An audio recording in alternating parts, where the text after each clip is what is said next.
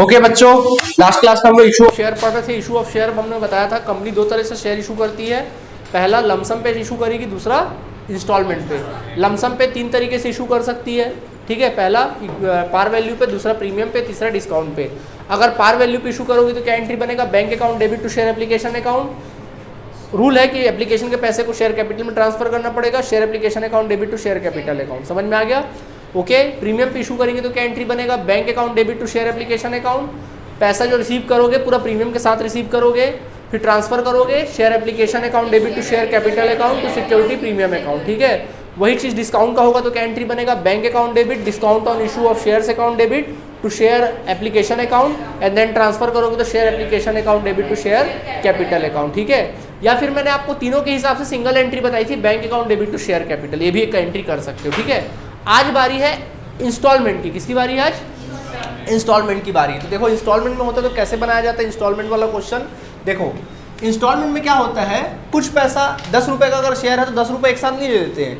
कुछ पैसा हम लोग एप्लीकेशन पे ले लेते हैं, कुछ पैसा अलॉटमेंट के टाइम पे ले लेते हैं, कुछ पैसा हम लोग फर्स्ट कॉल में ले लेते हैं, कुछ पैसा सेकंड कॉल में लेते हैं। तो उसके बारे में अपन चर्चा करेंगे, ठीक है। तो इंस्टॉलमेंट में कैसे होता है? सबसे पहला नंबर 1 स्टेप होता है, सबसे पहले कंपनी क्या करती है? प्रोस्पेक्टस इशू करती है। जैसी प्रोस्पेक्टस इशू करती है पब्लिक को पता चलता है कि फलानी कंपनी ने अपना प्रोस्पेक्टस इशू किया है, शेयर अवेलेबल है, तो लोग क्या करते हैं? अप्लाई करते हैं। क्या करते हैं? अप्लाई करते हैं, भाई हमको फलानी कंपनी का शेयर चाहिए। तो पैसा क्या होता है? एप्लीकेशन का आता है। तो पहला एप्लीकेशन फीस रिसीव करते हैं, तो फर्स्ट एंट्री बनता है bank account debit. First entry बनेगा bank account debit to share application account, ठीक है। ये एंट्री बनता है bank account debit to share application account, ये एंट्री बनेगा। नरेशन अपन लिख सकते हैं being application money received, being application money received on shares, being application money received on shares, इस प्रकार आप लोग लिख सकते हैं, ठीक है। देन दूसरा एंट्री क्या बनेगा? रूल है कि भाई पैसा आ गया, एप्लीकेशन में ट्रांसफर कर दिए, बट इस पैसे को आप बिजनेस को करने के लिए यूटिलाइज नहीं कर सकते, एज ए कैपिटल यूटिलाइज नहीं कर सकते जब तक उसको शेयर कैपिटल में ट्रांसफर ना कर लो। तो इस पैसे को उठा के कहाँ ट्रांसफर करोगे? शेयर कैपिटल में। क्या एंट्री बनेगा? सलेक्शन बोलो। Share application account debit to share capital account, to share capital account. समझ में आ गया कि नहीं आ गया? ठीक है। और नरेशन हम लोग क्या लिख सकते हैं? हमेशा की तरह नरेशन लिख सकते हैं being share application account, share application account is transferred to share capital account. क्या लिखेंगे? Is transfer to share capital account लिख सकते हैं, ठीक है। हो गया, लोगों से पैसा मिल गया। अब हमारे ऊपर है कि हम शेयर को क्या करेंगे? लोगों में अलॉट करेंगे। तो जैसे हम अलॉटमेंट करते हैं वो हमारे क्या बन जाते हैं? Share holder. तो बेटा तीसरी एंट्री बनती है शेयर अलॉटमेंट अकाउंट डेबिट। जैसे शेयर को अलॉट करोगे ना तो एंट्री बनेगा share allotment account debit, share allotment account debit to share capital account. Share allotment account debit to क्या लिखेंगे? Share capital account. आया बात समझ में कि नहीं आया? और नरेशन क्या लिखेंगे? Being allotment due on, being allotment due on shares, being allotment due on shares. तो एंट्री लिखना being allotment due on shares, that's it, ठीक। अलॉटमेंट बांट करोगे, शेयर को बांटोगे, तो एंट्री क्या बनेगा? Share allotment account debit to share capital, transfer कर देंगे, ठीक है। अब अलॉटमेंट के साथ साथ उसका पैसा भी क्या कर लेंगे? रिकवर कर लेंगे। तो जैसे ही अलॉटमेंट होगा फिर हम फीस मांगेंगे, बोलेंगे भैया हमको अलॉटमेंट का पैसा दे दो, तो पैसा आएगा। क्या एंट्री बनेगा? Bank account debit, bank account debit to share allotment account. क्या लिखेंगे? Bank account debit to share allotment account लिख लेंगे। आई बात समझ में? नरेशन आप लिख सकते हैं बीइंग अलॉटमेंट मनी रिसीव्ड। क्या लिखोगे narration? Being allotment money received लिख लेना, बीइंग अलॉटमेंट मनी रिसीव्ड लिख लेंगे। कोई दिक्कत यहाँ तक आप लोगों को नहीं है? ठीक है, अच्छा। तो हो गया अलॉटमेंट, ठीक। अब अगला क्या होता है? अब शेयर्स पे कॉल करते हैं। कॉल कभी होता है? फर्स्ट कॉल हो सकता है, सेकंड कॉल हो सकता है। तो आप सीधा कॉल करोगे। जैसे शेयर पे कॉल करोगे, मांगोगे बाकी पैसा, तो क्या एंट्री करोगे? आपका एंट्री बनेगा शेयर फर्स्ट कॉल, या फिर फर्स्ट कॉल ना लिख के शेयर कॉल्स अकाउंट डेबिट। क्या लिखना? Share calls account debit to share capital account, share calls account debit to क्या लिख लेना? शेयर कैपिटल अकाउंट लिख लेना, ठीक है। नरेशन लिख लेना being calls due on share, being calls due on shares, ठीक है। ड्यू ऑन शेयर्स लिख लीजिएगा, ठीक है। अब फर्स्ट कॉल है तो सामने फर्स्ट लगा दो, सेकंड है तो सेकंड लगा दो, ठीक है। हो गया। अब मनी रिकवर कर लो। तो लास्ट एंट्री क्या बनेगा? Bank account debit. एंट्री बनता है bank account debit to share calls account. समझ में आ गया कि नहीं आ गया? Bank account debit to share calls account. Narration लिखेंगे being calls money received on shares, being calls money received. आया बात समझ में कि नहीं आया? कोई डाउट है? कई बच्चों के मन में प्रश्न उठ रहा होगा, सर यहाँ पे पहले पैसा रिसीव किए फिर ट्रांसफ़र किए हैं, बट यहाँ पे पहले हम ट्रांसफ़र कर रहे हैं फिर रिसीव कर रहे हैं, फिर ट्रांसफ़र कर रहे हैं फिर रिसीव कर रहे हैं, सर ऐसा क्यों? देखो, जब हमने शेयर एप्लीकेशन इशू किया था ना, तो हम लोग को पता नहीं था कितना एप्लीकेशन आएगा। हमको पता था क्या, जैसे हमने 10,000 शेयर इशू किया तो पता था क्या कि 10,000 का 10,000 का पैसा आ जाएगा, या हो सकता है 10 के जगह हमारे पास 8 ही के लिए पैसा आए, तो पता नहीं था। तो जब आता है एप्लीकेशन तो हमको इतना समझ में आ जाता है कि हाँ भाई हमारे पास एप्लीकेशन आया तो मनी आया फिर ट्रांसफ़र कर दिए। अब हमको पता चल गया कि हमको इतना एप्लीकेशन आया है, इतना हमने अलॉट किया है, तो हमको पता है इतना पैसा तो आ ही जाएगा। तो अब बार बार पैसा रिसीव करने से अच्छा कि पहले आप ट्रांसफ़र कर लो और पैसा रिसीव करते रहना धीरे धीरे। समझ में आ गया? तो फिर अपन क्या करते हैं, पहले ट्रांसफ़र कर लेते, फिर क्या करते हैं, रिसीव करते जाते हैं। आया बात समझ में कि नहीं आया? तो ये सिचुएशन है, ठीक है। तो एक बार एंट्री रिवाइज कर लो। Bank account debit to share application account, transfer करोगे, बोलो एक बार एंट्री। शेयर कैपिटल अकाउंट, फिर शेयर को क्या करोगे, अलॉट करोगे। कहानी याद रखना, शेयर अलॉट करोगे, क्या एंट्री बनेगा? फिर मनी रिकवर कर लोगे अलॉटमेंट का, क्या एंट्री बनेगा? अब कॉल्स करोगे, क्या एंट्री बनेगा? और जब मनी रिकवर करोगे तब? समझ में आ गया आप लोगों को? नोट करें, इसे कंडीशन ऊपर लिख लीजिए। कंडीशन व्हेन, कंडीशन लिख लेना, when issue of shares, when issue of shares at premium, sorry at installment. किस पे इशू करे हैं? इंस्टॉलमेंट में पैसा रिकवर कर रहे हैं ना, तो ऐसा वाला है। और पार वैल्यू वाला भी, प्रीमियम वाला मैंने नहीं बताया है, प्रीमियम डिस्काउंट वाला नहीं बताया ना, ऐसे पार वैल्यू वाला 10 रुपये के शेयर को पार्ट में रिसीव कर रहे हैं। 2 रुपये एप्लीकेशन, अलॉटमेंट 3 रुपये, फर्स्ट कॉल 4 रुपये, ऐसा टाइप का, ठीक है। नोट करो। ओके स्टूडेंट्स, चलिए अब हम आपको क्वेश्चन से समझाएंगे तो ज़्यादा अच्छे से समझ में आएगा। देखिए सबसे पहले लिखा है सेकंड नंबर क्वेश्चन। देखिए सेकंड नंबर क्वेश्चन में आपकी बुक का लिखा, नया बुक से, एक्स लिमिटेड कंपनी दिया हुआ है। देखो लिखा है X limited whose authorised capital was 50 lakh rupees. बोल रहा है एक्स लिमिटेड नाम की कंपनी है जिसका ऑथोराइज्ड जो शेयर कैपिटल है, ऑथोराइज्ड शेयर कैपिटल जो दिया हुआ है वो 50 लाख का दिया हुआ है। कितने लाख का दिया है? 50 लाख रुपए का ऑथोराइज्ड शेयर कैपिटल दिया है। ऑथोराइज्ड शेयर कैपिटल का मतलब समझते हो? ऑथोराइज्ड शेयर कैपिटल का मतलब ये होता है कि कंपनी अपने पूरे लाइफ टाइम में 50 लाख रुपए से ज़्यादा शेयर इशू नहीं कर सकती, पूरे लाइफ टाइम में, कंपनी में पूरे जीवन भर में। इसको बोलते हैं ऑथोराइज्ड शेयर कैपिटल, जो स्टॉक एक्सचेंज में ऑथोराइज्ड कराया जाता है, ठीक है। अब लिखा है इशू 20,000 शेयर्स ऑफ ₹100 ईच। उसमें से उन्होंने 20,000 इक्विटी शेयर, कितना equity share? 20,000 equity share market में इशू किया ऑफ ₹100 ईच। एक शेयर 100 रुपये का था। देखो यानी इससे पता चलता है कुल मिला के उस कंपनी में कितने शेयर्स रहे होंगे? 50 लाख बोला गया, 50 लाख था, हाँ 50 लाख, यानी 50,000 शेयर थे कुल मिला के 100 रुपये वाले। 50,000 में से 20,000 इशू इक्विटी, 20,000 इशू कर रहा है। तो आपको मतलब किससे? जितना इशू कर रहे हैं ना उससे मतलब है, बाकी से कोई मतलब नहीं, ऑथराइज वगैरह से कोई मतलब नहीं। आपका वास्ता किससे? जितना मार्केट में इशू किया जा रहा है, ठीक है। फिर आगे लिखा हुआ है पेबल एज। अब देखो क्या बोल रहा है, पेबल कैसे? 20 रुपये ऑन एप्लीकेशन, एप्लीकेशन का जो फीस है 20 रुपये है। उसके बाद लिखा है 25 रुपये ऑन अलॉटमेंट, 25 रुपये जो है अलॉटमेंट का फीस है, अलॉटमेंट का फीस जो है 25 रुपये है। देन फिर लिखा है 30 रुपये जो फीस है वो फर्स्ट कॉल का फीस है, फर्स्ट कॉल का फीस है, एंड 25 जो है वो फाइनल कॉल का फीस है, ऐसा लिखा है, ठीक है, आपको दिया हुआ है। आगे कहता है all the shares were subscribe and amount were duly received. सारे के सारे शेयर सब्सक्राइब भी हुए और उसका अमाउंट जो है टाइम टू टाइम रिसीव भी हो गया। Expenses on issue of shares amounted to 50,000 rupees.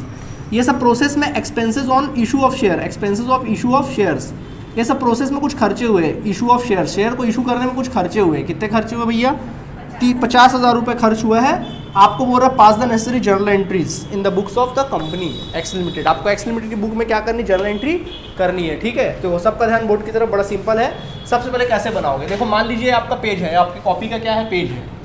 मान लीजिए आपके कॉपी का पेज है, ये एक पूरा पेज है आपकी कॉपी का, ठीक, या पूरा कॉपी का पेज है, ठीक। अब कॉलम जब बनाओगे पूरा कॉपी को घेर के बनाओगे, पूरा कॉपी पे कंप्लीट कॉलम बनाना। ये वाला कॉलम आपका डेट का कॉलम हो जाएगा जो मार्जिन के साइड से आएगा, ठीक है। ये वाला कॉलम अमाउंट का हो जाएगा और ये वाला कॉलम भी अमाउंट का हो जाएगा। ये वाला कॉलम लेजर फोलियो का हो जाएगा, ठीक है। अब देखो ऊपर यहाँ पे डेट लिख लेना ब्लैक पेन से, यहाँ पे पर्टिकुलर लिखना ब्लैक पेन से, यहाँ पे लिखना डेबिट अमाउंट ब्लैक पेन से लिखना और क्रेडिट अमाउंट लिखना ब्लैक पेन से। और ये हमारा हो जाएगा कौन सा फोलियो? लेजर फोलियो हो जाएगा। ऊपर हेडिंग लिखना जर्नल एंट्रीज, ऊपर हेडिंग लिखना general entries, entries in the books of, in the books of x limited. X limited की बुक में जर्नल एंट्री हम लोग को करनी है, ठीक है। ये कॉलम हमारा बनकर तैयार हो गया। ये सब ब्लैक पेन से रहेगा, उसके बाद फिर सारी बातें ब्लू पेन से रहेगी, ठीक है। अब देखो डेट वेट तो दिया नहीं है, तो सीधा नंबर डाल लो, ठीक। तो चलो बोलो, पहला सबसे नंबर डालेंगे। सबसे पहला हमने शेयर 20,000 शेयर मार्केट में इशू किया, एप्लीकेशन का पैसा आया, बोलो क्या एंट्री बनेगा? बिल्कुल, तो फर्स्ट एंट्री बनेगा बैंक अकाउंट डेबिट, ऐसा लिखना बैंक अकाउंट डेबिट, और डेबिट को बिल्कुल आखिरी कॉलम में लिखना, यहाँ पे टच करके लिखना bank account debit to share. Share यहाँ इक्विटी है ना, तो इक्विटी लिख लेना। अब मेरे पास जगह थोड़ा कम है तो मैं खाली डॉट लिख दे रहा हूँ, इक्विटी शेयर एप्लीकेशन अकाउंट। क्या लिखेंगे? इक्विटी शेयर एप्लीकेशन अकाउंट लिख देना, ठीक है, ऐसा लिख देना, ठीक। अब नरेशन क्या लिखोगे? नरेशन लिखना बीइंग, नरेशन लिखना being application money, being application money received on 20,000 shares, 20,000 shares of rupees, of rupees. देखो कितना फीस है, 20 रुपये फीस है ना, तो यहाँ लिखना 20 ईच, क्या लिख लेना? 20 ईच, ऐसा नरेशन लिखना, ठीक है। इससे आपका वर्किंग नोट का खर्चा बच जाएगा, ठीक। क्या लिखे? Application money received on 20,000 shares of rupees 20 each. 20,000 share पे 20 रुपये के रेट से मनी रिसीव किए, मल्टीप्लाई कर दो, एक शेयर पे 20 रुपये, तो 20,000 शेयर्स पे 4 लाख, कितना आ जाएगा? 4 लाख। तो बेटा अमाउंट आ जाएगा 4 लाख और 4 लाख। आया बात समझ में कि नहीं आया? नहीं आया समझ में, ठीक। क्या नहीं आया भाई? मनी रिकवर किए, bank account debit to application, पैसा आया। कितना शेयर इशू किए थे आप? 20,000। एक शेयर का फीस कितना था? तो एक शेयर पे 20 रुपया, तो 20,000 शेयर्स पे तो 4 लाख आ गया ना। अब क्या समझ में नहीं आया? ठीक, चलो यहाँ तक समझ में आ गया आप लोगों को। अब अगला क्या करेंगे स्टेप? इस पैसे को उठा के कहाँ ट्रांसफर करना? शेयर कैपिटल में। क्या एंट्री बनेगा? एक लाइन छोड़ लेना, एक लाइन छोड़ के लिखना शेयर एप्लीकेशन अकाउंट डेबिट। मैं शॉर्ट में लिख रहा हूँ, पूरा लिखेंगे share application account debit to share, sorry equity share application account debit to equity share capital account. आया बात समझ में कि नहीं आया? ठीक है, इक्विटी शेयर कैपिटल अकाउंट वही अमाउंट जो 4 लाख, 4 लाख। आया बात समझ में आप सभी को? नरेशन आप लिख सकते हैं बीइंग, क्या लिखेंगे? Narration being share application account. क्या लिखना? बीइंग नरेशन लिखना, being share application account, share application account is transfer to share capital account. आया बात समझ में कि नहीं आया? इस तरह से लिख लेंगे। क्लियर आप सभी को? आगे बढ़ते हैं। अब अपन शेयर का क्या करेंगे? अलॉटमेंट। बोलो अलॉटमेंट का क्या एंट्री बनता है? Okay, equity share allotment account debit to share application account है, share capital account, share capital account. आया बात समझ में? नरेशन क्या लिखेंगे? बीइंग, क्या लिखेंगे? Being allotment due on, being allotment due on कितना shares? 20,000 shares, 20,000 shares of rupees 25 each, of rupees 25 each. समझ में आ गया? 20,000 का 25 में गुणा कर दो, 5 लाख। कितना आ जाएगा? 5 लाख और 5 लाख। समझ में आया कि नहीं आया? यही पैसे को रिकवर कर लोगे। क्या एंट्री बनेगा? बैंक अकाउंट डेबिट, हाँ bank account debit to equity share allotment account, bank account debit to equity share allotment account. नहीं आया समझ में? ठीक है, कितना रुपया? 5 लाख और 5 लाख रुपया आ जाएगा। समझ आया आप लोगों को कि नहीं आया? नरेशन क्या लिखेंगे? Being allotment money received. क्या लिखना? Being allotment money received. ठीक है, ऐसा लिख देना, मनी रिसीव्ड। क्लियर आप सभी को? ठीक, सेम ऐसे ही आगे किसका करोगे? फर्स्ट कॉल का करोगे। चलो फर्स्ट कॉल का क्या एंट्री करोगे? थोड़ा बोल दो। Equity share first call account debit to equity share capital account. ठीक है, नरेशन क्या लिखोगे? Being first call due on 20,000 shares of rupees 30 each. Multiply कर लेना, 6 लाख आ जाएगा, है ना। उस पैसे को रिकवर कर लेना, bank account debit to share first call account. ठीक है, हो गया मनी रिकवर। फिर आप सेकंड कॉल करोगे। क्या एंट्री करोगे फिर सेकंड कॉल के लिए?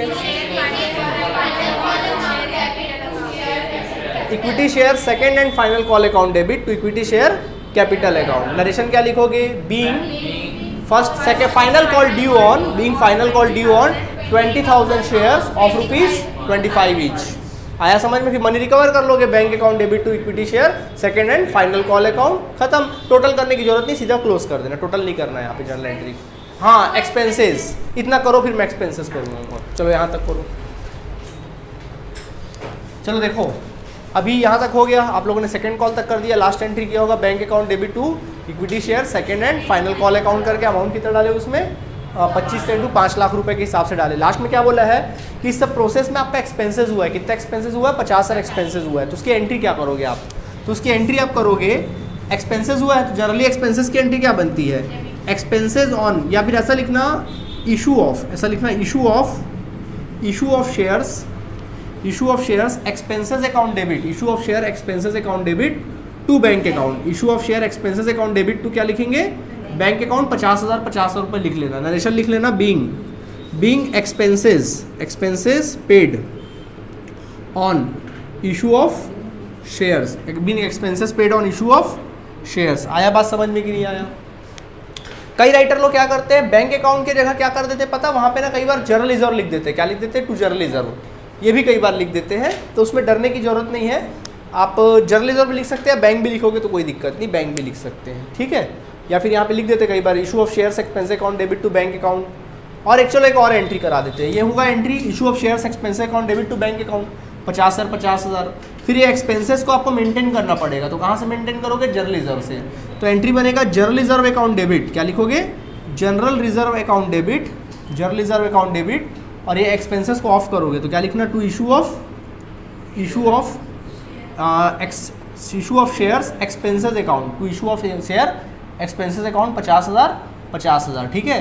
नरेशन लिख लेना being issue of shares, being issue of share expenses is written off, क्या लिखना, इज रिटन ऑफ, मतलब उसको हमने बंद कर दिया, मतलब उसको अपने प्रॉफिट से क्या कर लिया, रिजर्व में जो पड़ा था ना उस पैसे से हमने मेंटेन कर लिया।